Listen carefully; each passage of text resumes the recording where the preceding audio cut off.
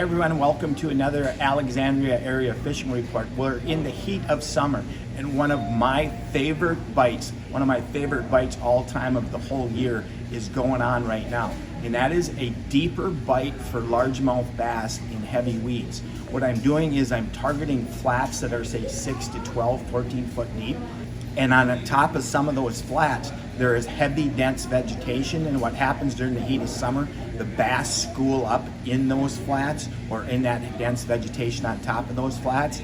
This can be a situation where you got to cover some water and make a lot of pitches or a lot of drops. But once you find one bass, the odds that there's more in that area are pretty good. What I like to do is I like to use a big jig. This is actually a 3/4 ounce jig. I use a jig this big for a couple of reasons. Number one, I need the weight to punch through the vegetation so that the jig gets down to where the bass swim. The second thing is I'm making a lot of drops and the heavier jig gets down, so it allows me to drop, get back up and drop again.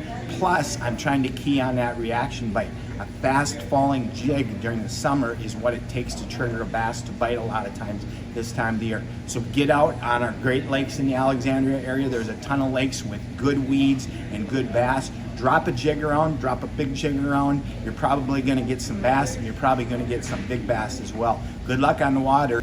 And as always, remember to include a youngster in your next outdoors adventure.